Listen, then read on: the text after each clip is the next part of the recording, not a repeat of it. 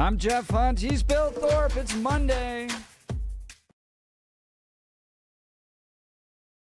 Quick, there's been an MTG sighting. What do you think she's doing next? Margorie Taylor Green resigning says, Trump says he refused to return her barrage of phone calls. That is funny. That's funny. Fox News reporting President Donald Trump once again called Margorie Taylor Green a traitor on Saturday as he reacted to her resignation announcement, adding that she went bad after he refused to return her never-ending barrage of phone calls. In a Saturday morning post on Truth Social, Trump said Marjorie traitor Brown because of plummeting poll numbers and not wanting to face a primary challenge with a strong Trump endorsement where she would have no chance of winning, has decided to call it quits. Her relationship with the worst Republican congressman in decades, Tom Massey of Kentucky, also known as Rand Paul Jr., because he votes against the Republican Party, and really good legislation, did not help her. The president continued, for some reason, primarily that I refused to return her never-ending barrage of phone calls. Marjorie went bad. Nevertheless, I will always appreciate Marjorie and thank her for her service to our country. It's like she's milk. She's well, spoiled. he said Green went bad to yeah, Brown. It went That's bad. why he calls her Brown. It's like milk.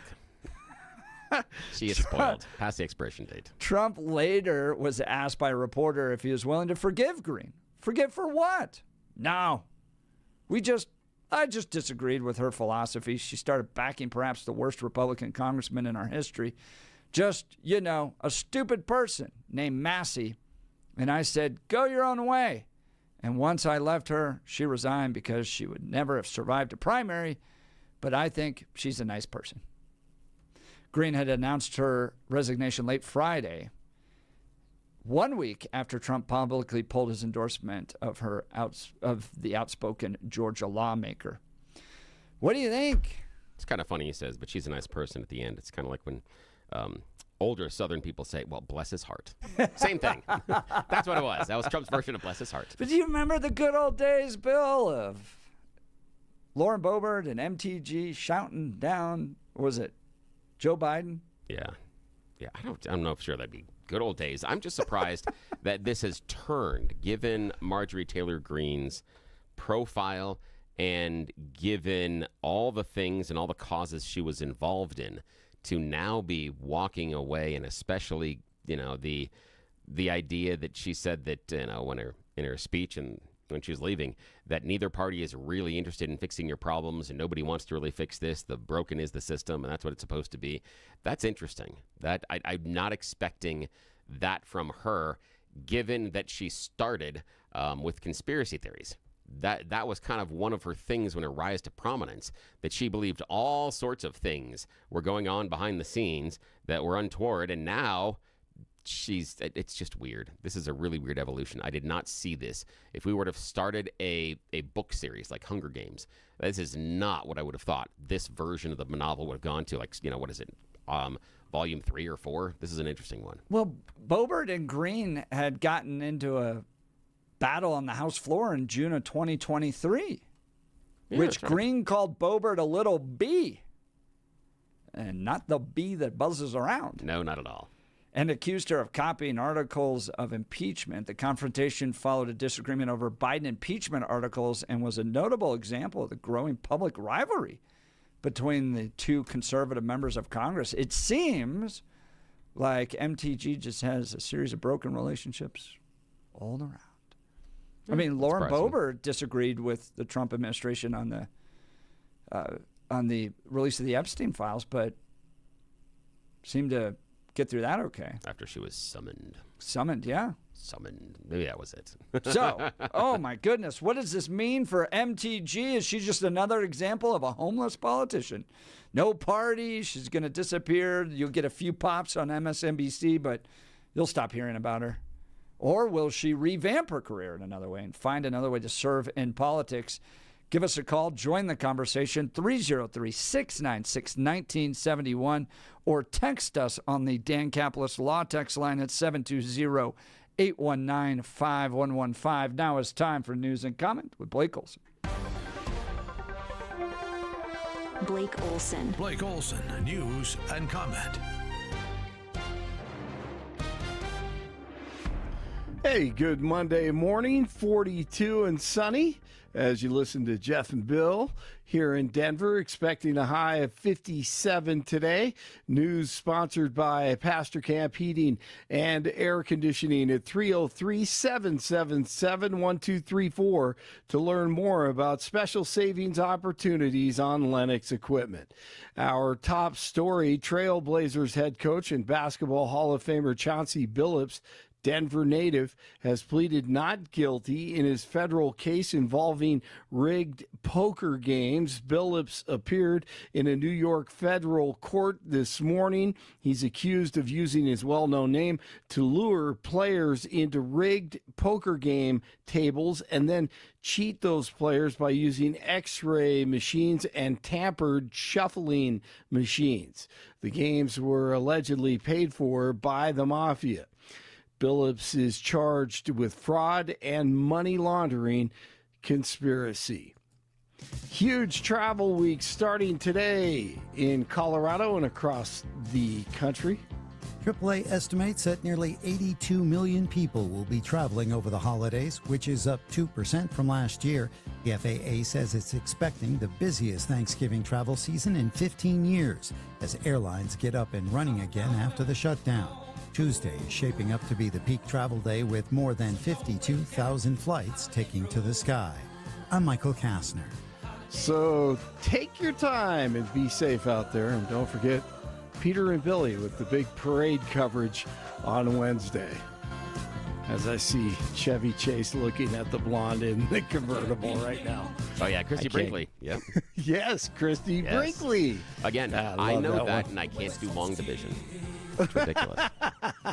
Same here. I forget it was Christy Brinkley. That's funny. That's just a great excuse to play that song. Oh, absolutely. Every year. Now we've done it 2 years now, so I have to play it. And the next holiday as well.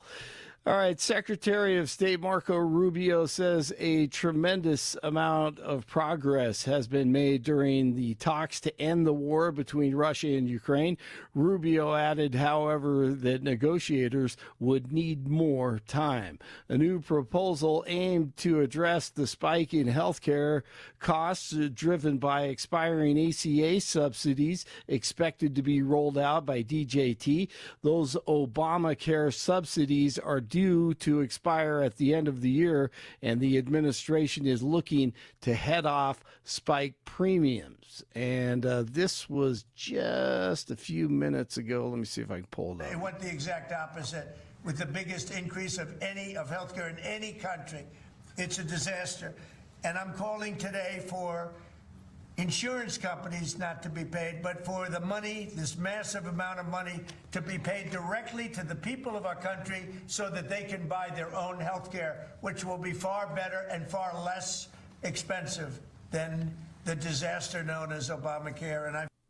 And as Jeff and Billy were talking about, a special election date to fill Margorie Taylor Green's seat is set to be decided by Georgia Governor Brian Kemp. The Republican surprised many when she announced on Friday that she'll be resigning from her seat on January 5th. New York City Mayor-elect Kami Donnie met with DJT on Friday, of course, and still says he's a fascist. Kami Donnie made the comment during an interview with NBC's Meet the Press on Sunday.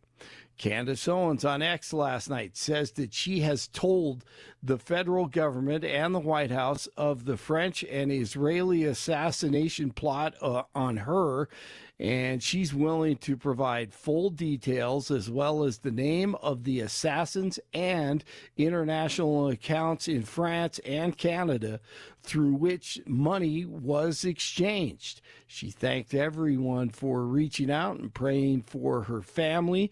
French government hates her because she is exposing the real story of Brigitte Macron. Blake, do you think that Brigitte's a male? Yes. Really? You don't think so? No. I think most people in France know she is. or he is. What? Even if she is, or whatever, if she's a woman, go back and look at the history, man. She was his teacher, when he was a young teenager. Yeah, I know that's creepy, but a dude? Really? Yes, That's I do. I don't makes think you so. now? How do you draw that conclusion based on what? France. But what? It's French. No, but I'm wondering, and I'm curious as to where that she's a dude, because we have the name that is supposed to be hers is that of her brothers. We have pictures of her brother as a child, and you know what else we have? Pictures of her as a child. How is she a dude if we have pictures of her as a child, and there are thousands of them under the age of 18? How is she a dude if we have pictures of her as a child? Either someone has a time machine, or this is some sort of a long conspiracy plot hatched decades ago to eventually get a dude married to the guy running France. So help me understand that one. There are holes in the story. That's the best way I can. Here's the thing. I mean, think if we have pictures, an hour. If we have pictures of her as a child and she's a girl, she's not a guy. Not now, not then. That's the problem. Didn't she have 3 children from her first marriage? How do you guys explain that? I don't know if that happens on I me. don't know. That's the thing is we have pictures of her before this alleged change. We have pictures of her as a girl. So there's nothing here. This is nothing more than Candace Owens again just reaching at straws. I think you guys need to do an hour on it this week. I have spent more than an hour going down this rabbit hole. Sorry, I can't listen to Candace Owens. I get a headache. The thing for me is like I've chased this down a rabbit conspiracy theories on ADHD. It jumps around so much that I can't follow where the original thought was anymore, and it gives me a headache. Yeah, the thing for me is that with this conspiracy theory, I went and I looked, and I have spent several hours looking at this. And the thing that is probably the easiest thing to digest, and I'll come back to it again, to disprove this conspiracy theory is we have pictures of her as a little girl. If the idea is she was a girl and then transformed into a dude, or was a dude that transformed into a girl, we wouldn't have pictures of her as a child that is a girl. It just wouldn't exist. So that's the problem. That's where this entire thing falls apart, is if she was a guy that transitioned into a girl, we would have no pictures of her in her childhood. What is the there's a problem. court case, right? Oh, yeah, that's going to be a lot of fun. And Candace says that she can prove it. And the idea is, and there have already been 1 or 2 court cases in France that she has won already of people accusing her of being a guy. So she's won in court twice. So she's got another one showing up. But again, if she transitioned from a dude to a guy, we wouldn't have pictures of her as a little girl. It just wouldn't hold. There's no way in the timeline that those could exist. There's no way those pictures of her as a little girl could exist contemporaneously. We're just debating if she was a dude. all the hot stuff. Blake, do you want to respond to this? No, I'll try to come back with something tomorrow. Okay. I mean, it takes so long, but she's not very convincing as a woman. I'm sorry, she's just not. I mean, if you talk to anyone from France, they'll look at you and say, "Yeah, of course." Yeah, I'd say go today. Google Marina Shafir. Okay. She's a Marina former Shafir. Yep, she's a former UFC fighter that's now in the WWE or now in AEW. She's a professional wrestler. Oh, that's right. Yeah. I've Again, heard her name. Yeah. she looks fairly masculine. Not a dude. Not a dude. So the idea of she doesn't look very feminine. Disagree I with just that. find it a little weird that like these kind of conspiracy theories that Michelle Obama never had kids. Like, where are these kids coming from? Brigitte Macron had 3 kids. I know where her kids came from. Where? I'll send you a text later. All right. I'm like, really? Like the conspiracy theories that the conservatives are embracing is that the ladies out there are actually dudes and that the babies just popped up somewhere.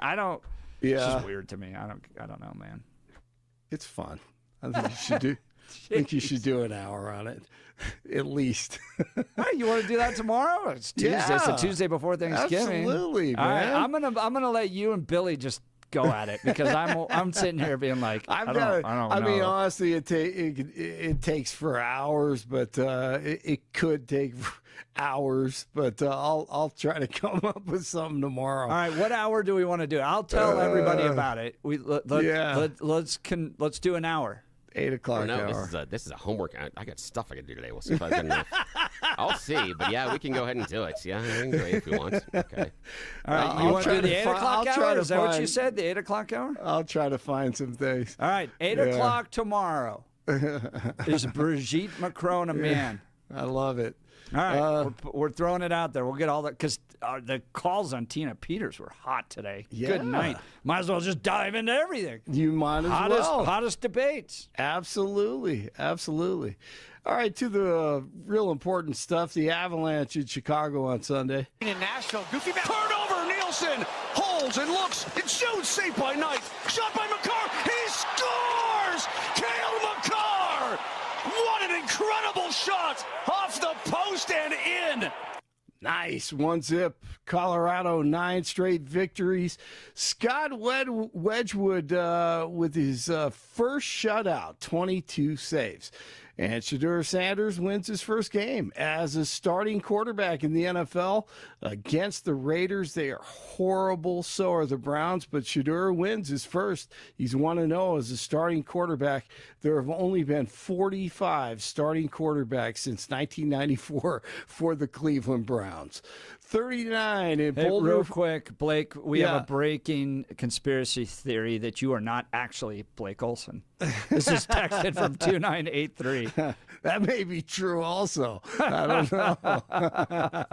293. Yeah. Let's see. We need a nickname for 293. Let's call 293 Candace. 2983. 2983. Jason in Denver texted in, if the Israeli government really wanted to kill Owen, she would have zero clue about it. Hey, I'm actually Barney. You didn't know that, but I'm Barney. That's who I want to be. I want to be Barney. The 40 in Inglewood, 42 in Denver. Love you, Barney. You're waking up with Jeff and Billy. It's Monday morning. Thanksgiving week. Let's go. Blake Olson, News Talk 710 KNUS. Partly cloudy skies, pretty comfortable temperatures in the 50s today, lows tonight in the upper 20s. Sunny to start Tuesday, a little bit breezy, increasing clouds in the afternoon. Temperatures tomorrow will be colder. Highs will be in the lower 40s, brisk north winds. Lows tomorrow night colder, low to mid 20s. Partly cloudy Wednesday, highs 45 to 50 degrees, 20s and 30s Wednesday night. Thanksgiving Day, mild, will be in the 50s. Same for Friday, although turning colder Friday night and much colder by the weekend. Meteorologist Don Day in the 710 KNUS Weather Center.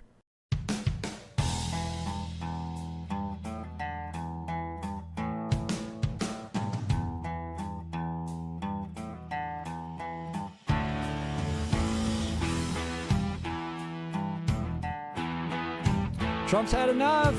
Margorie Taylor Green says she resigned because he refused to return a barrage of phone calls. I think she's done, Bill. Yeah, you think so? I don't think she reemerges. Yeah. In part because I see the same frustration I saw with Ken Buck, where the process becomes so frustrating. Like if you look at her reasoning for resigning, it's around the what she calls the political industrial complex, right? And it's just this like, what am I doing here? You see it out of like Rose Puglisi kind of resigned the same way. I can see that. Not because she lost support of Trump or anything like that, but she was sitting there at the state capitol going, my God, I have only so many years of my life. What am I doing dealing with these people? Like I've got kids, I've got other stuff I want to do.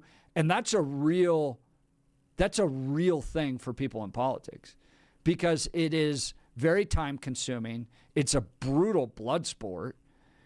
And if you lose the ability to advance the causes that you're interested in, you're just kind of like twiddling your thumbs. That's why I think there's 3 levels of political engagement that people have to pick what they're going to do.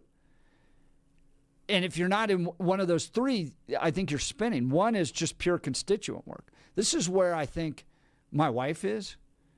She serves on the school board. She just loves to help people. This public leadership becomes a place of just real fulfillment for her because she likes to meet with people, sit in a committee meeting, listen to their concerns, and figure out a way to help them. It makes her very happy. So you'll put up with all the crap around politics in order to do that because it makes you happy. Number two is finding some level of really high-level political leadership. This is where Jason Crow is, right? Like traveling around. I am going to be at the top of the political pyramid. And constituent work, that's for somebody else to do. I've got a trip to Arizona. I've got a trip to Rhode Island. You saw this. He's like flying around doing all the fundraising stuff. And if you're good at fundraising, you become the Nancy Pelosi's, the Hakeem Jeffries. You're famous everywhere you go. That becomes a world for you. Marjorie, I think, was in that world, and it's been taken away from her, so she doesn't have it anymore. And then third, which is where I would probably find myself if I ever ran for office, is just trying to quietly advance a cause that I care a lot in, like the sanctity of life. I think of like the William Wilberforces of the world who ended the slave trade, right? Like, yeah, constituent work was a part of his work, but he became known as spending decades quietly advancing causes behind the scenes that he felt passionate about. I don't see that with Marjorie Taylor Green. I know some lawmakers, Joe Pitts was one of them, really cared about human trafficking and just used his committee assignments and just quietly worked behind the scenes. He was very happy doing that. So I didn't see Ken Buck fall into any of those categories. I don't see Marjorie Taylor Green, and so I think she's just done. I think she's just going to go and do something else with her life. What do you think, Bill? Yeah, I think that she still is going to run at some point inside of Georgia, but on a state office level. I don't think she's going to try to go national. Governor, something like that, I think is where she's going to shoot for.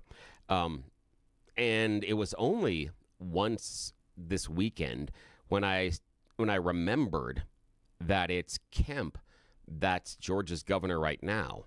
And he's had some very public arguments with Donald Trump. And so have some other elected leaders out of Georgia. In fact, I think it's 2 of the people out of 6 that are running for governor right now in the primary for the Republicans in 2026 are people that have had public spats with Donald Trump. And that would be Raffensperger and Carr. And so there are some really interesting names inside there that leads me to believe on a state level, picking a fight with Trump actually could help your bona fides inside of the state. And what I'm looking at again is things like Kemp, things like other people that are elected there. They don't seem to be super MAGA on that level. Yeah, but there's like a level of competency with Kemp that I don't see with MTG. I don't know. Oh, I'm not going to argue competency at all with it. MTG, you're going to win on that one. Yeah. This is the thing that, like, you have to give to Lauren Boebert is, yeah, she can get in those very public battles, right? But she runs a really good congressional office. Like, she's got a good chief of staff. She delivers for people. So, like, she's not an MTG that just tweets out stuff, but then doesn't actually run a competent office. I mean, I just don't know. But yeah, I don't know what her office is like at all. I haven't seen great legislation come out of her office, good constituent care. I don't know. But I think with Kemp, you have a statesman-like management of politics that you don't have with MTG. She just seemed kind of like a firebrand. Oh, yeah, she does seem like a firebrand. But given some of the other people that, again, what I find interesting is, Kemp crossing swords with Trump, Raffensperger, Chris Carr, former Lieutenant Governor Jeff Duncan. There's a series of them that have had public confrontations with Trump, and it hasn't hurt them inside of the state. That's why I think, that's the only reason why I think that Marjorie might be playing for a state office, not in 26, but in 2028. I'm just guessing that I did a little bit of a Google search this weekend, and I think it was 6. I can't remember off the top of my head. I think it was 5 or 6 candidates have already declared on the Republican side of things.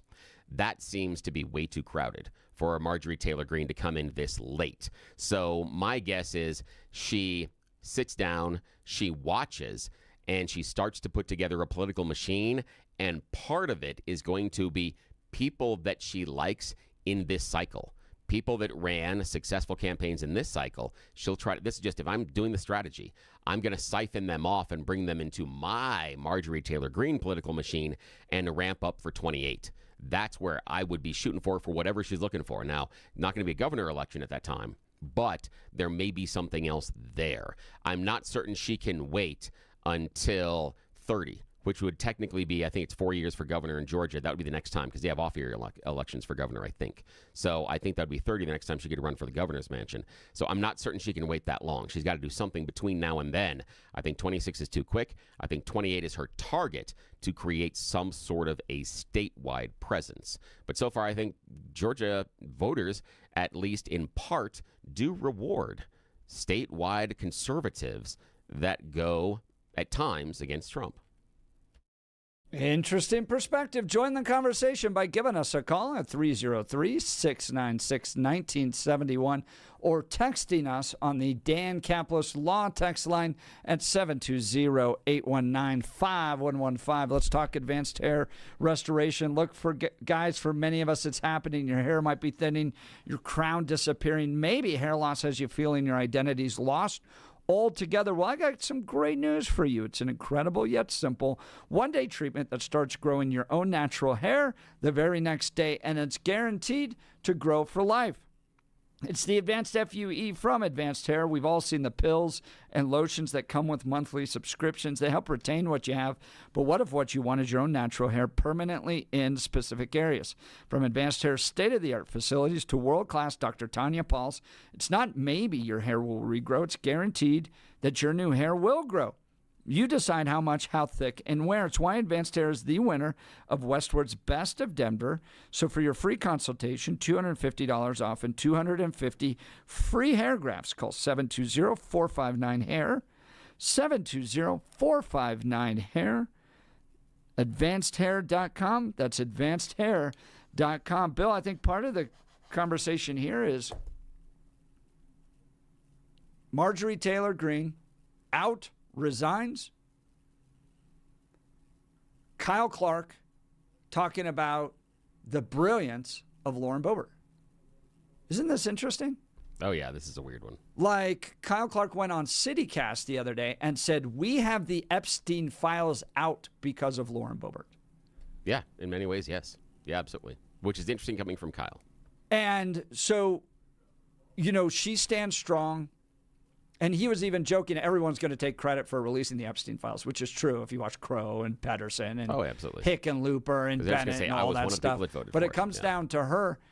Think about the races she survived in Congressional District 3, winning sometimes by 500 votes, right? Moves districts, wins a very crowded primary, has her own challenges with the administration, gets called into the Situation Rooms, comes out through all this smelling like a rose. Yeah, she's navigated it very, very well. And I'm curious, the interesting thing is why Marjorie Taylor Greene decided to break with the Trump administration on this. That's the part that I can't figure out, because there were so many other things that earlier in her career she was so lockstep in line with. And I'm curious. And the other part is, and this is just spitballing here between you and I and the listeners, I'm wondering how the experience going from the Trump administration into the Biden administration back into the Trump administration changed her opinion. And what I mean by that is Greene came in as a newbie with Trump and was kind of wide-eyed, and then by the time she saw things happen inside the Biden administration, then when things started happening in the Trump administration, did she actually come to the conclusion, in some ways like you and I have talked about, that job preservation inside of Congress is built upon not getting anything done? because then you get to go back to the constituents and say, I have more work to do. I'm fighting as hard as I can for you. If you only give me Yes. one more Yep, chance. exactly. And so is that where she came to? Is that the conclusion she eventually got to? Is that I could sit here, but the rest of the people around me aren't actually interested in getting any of these things done, even if you agree or disagree with them.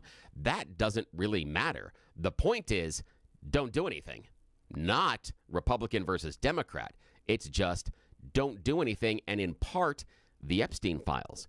We were told for months and months and months, oh, God, do these things. We got to have meetings, and we're going to do these votes and things, not just around Epstein files, but it's votes. It's got to go to committee. It's got to have these hearings. Then we got to have a testimony. They got to debate it. Epstein files all of a sudden hits, and it's like bang, bang, bang, bang, bang. All of a sudden, whoa, hang on. We got everybody together, and everybody voted, and we ran like 48 hours, and everything got through. So what it's telling the average voter and possibly someone like Marjorie Taylor Green is that when Congress wants to, it can get something done. But most of the time, it just doesn't want to. Give us a call and join the conversation. 303-696-1971. Text us at 720-819-5115. You're listening to The Jeff and Bill Show. This is Denver's Talk Leader, News Talk 710, KNUS.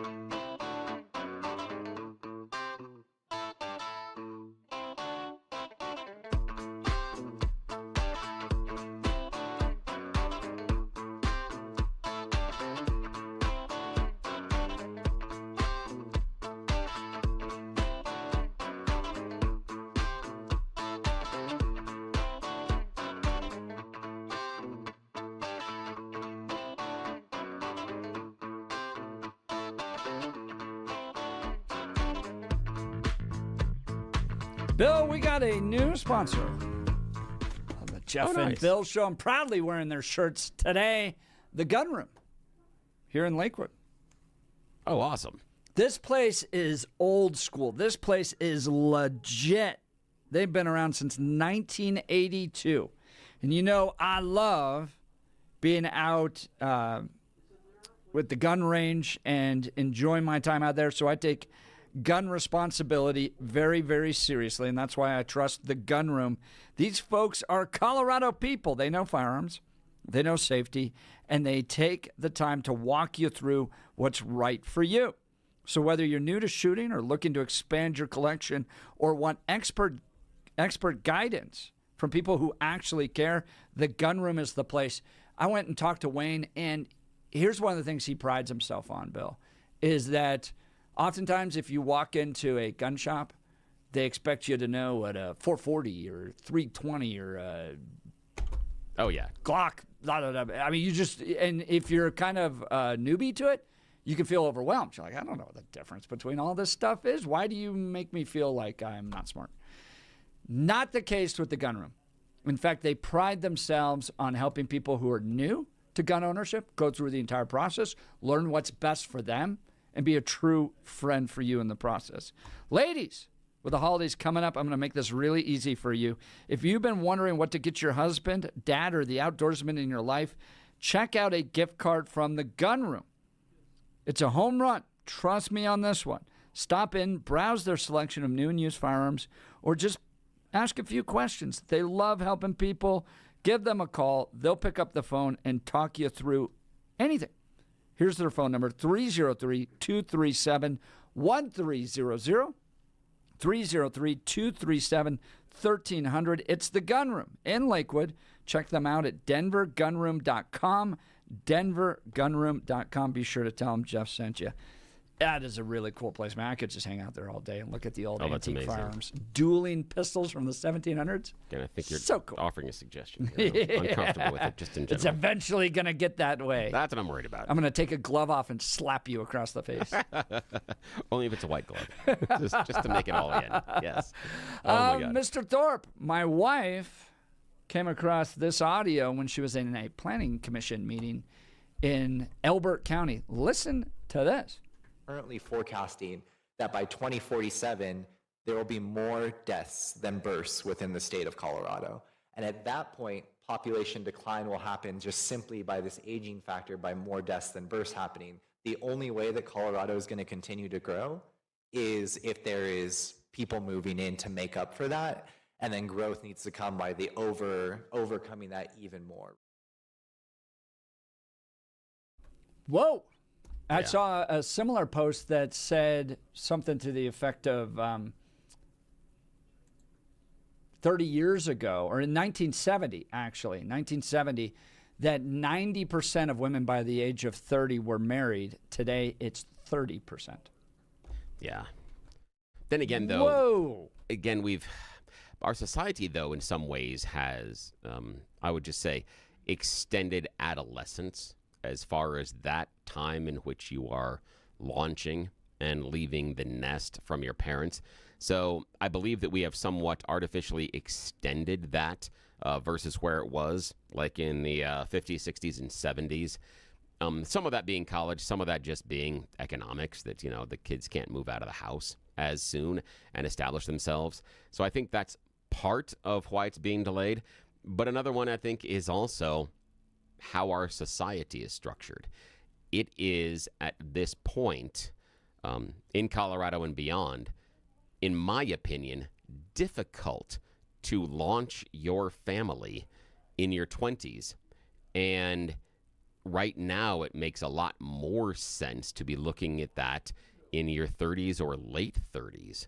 And I think that comes with a whole lot of caveats and a whole lot of problems that are contained therein. But I think that's how our society is structured, because from what I've seen, most of the time, those that are working in their 20s and early 30s, that's the grind era, where you're not going to be making a lot of money. You're going to be working a lot of hours. And one of the things that you really can't, and I'm using in air quotes, afford is a child, because we now are dual income earner households, and that brings on a burden of childcare. I've got a friend of the family who is going through that right now, where her adult daughter has had her first child, wonderful, wonderful family, and she's struggling with going back to work because, again, it's the new mom syndrome, but she's sitting here going, I'm pulling this paycheck, and somewhere around 80% of it is just going to pay the childcare bill. And she looks at that going, is this what we need to do? And she has to balance that out through, if they went on a one income, they couldn't make it. So not only is she having stress about paying for childcare, they're looking at picking up second jobs in order to help pay for the childcare that the kid they just had. And so that's kind of how we've structured things. So our society is telling you, don't get married, don't have kids. Correct. And that's because it doesn't make the family a priority anymore. So at the center of a conservative worldview is the family, even more so than the individual. Okay. The center of the experience of a human being's life is centered around family, around marriage, around child rearing, all that. And you don't see that with the progressive worldview. In fact, the great celebration coming from the progressive worldview is that the government now provides that service for you. So you saw this in this last election. We feed 600,000 kids here in Colorado, or 60,000. 60,000, no, 600,000. 600,000 kids in Colorado. The state does that now. We do it. We provide your health care. We provide your education. We provide your housing. We provide your jobs. We now provide your food. The state becomes the focus in a progressive worldview and the endpoint of where all your resources and services are going to come from. You don't see work coming from Democrats to strengthen the family. In fact, you see the exact opposite. They're going to step in between you and the parents and the kids in education. We get to have unlimited counseling meetings without the parent. We get to choose the books that your kids read, not you. So everything that progressives do is to weaken the family, break that down. The sexual revolution was a part of that as well, where you took sex away from child rearing, and the state becomes the savior. That's what Colorado has become. And at the end of that road, Mr. Thorpe, is death.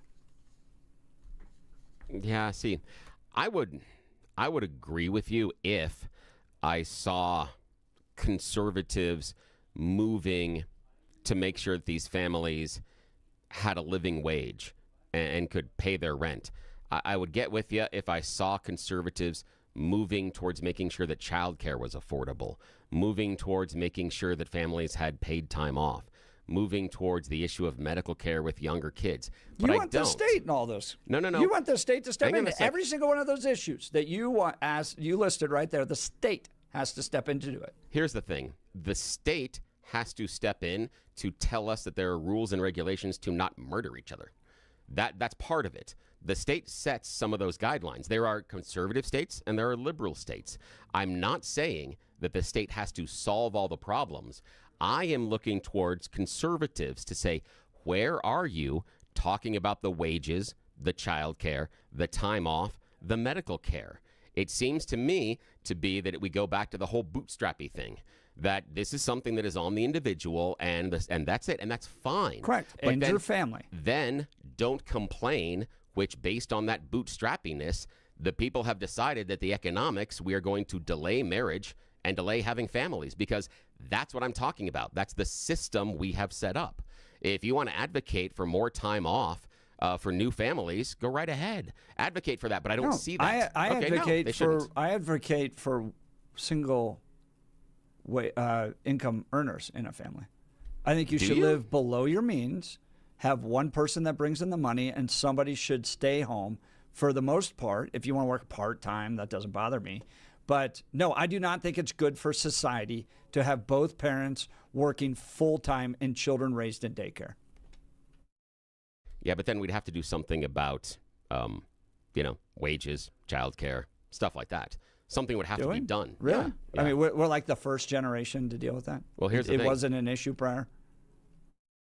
We are the first generation where dual income is necessarily mandatory because it wasn't prior to. Yeah, why do you think that is?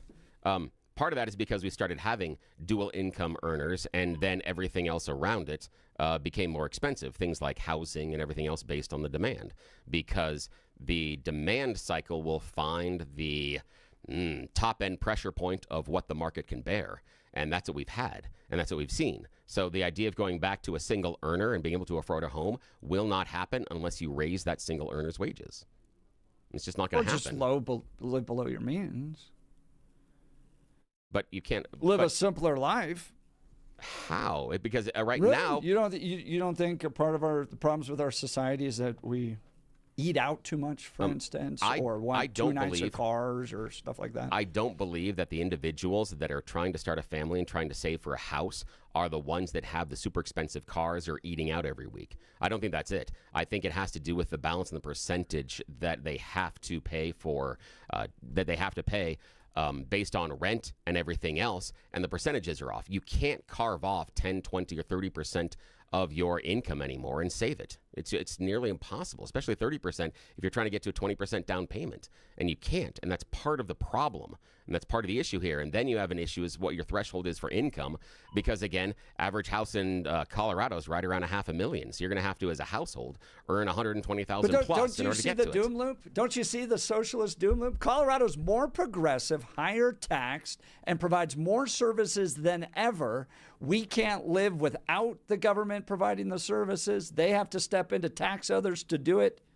Colorado at one point was a free state. Here's the thing. Our tax rates were much different under the 50s, in which we were considered to be somewhat of a more conservative country. Yet the tax rates were much out of whack. We wouldn't even vote for the tax rates we had back then, and that was a time in which we talk about people having the most upward mobility, people having somewhat of economic equality. Why do you blame the tax rate for that? Because I actually think it was the lack of government services that were provided. I don't know. We got to get to a break here. We'll continue the discussion on the other side. You're listening to The Jeff and Bill Show. This is Denver's Talk Leader, News Talk 710, KNUS.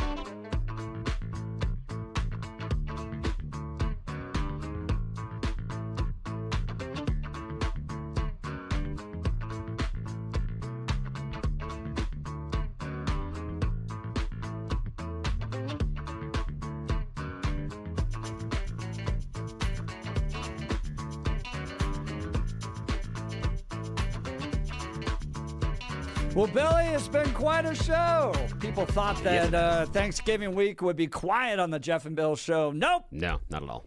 We had Matt Crane in debating Tina Peters. If you missed any of it, go to 710knus.com to download the podcast. And I guess tomorrow we're debating Macron's wife. She's a dude. All right, you're listening to the Jeff and Bill Show. This is Denver's talk leader, News Talk 710 KNUS. Good luck on Monday.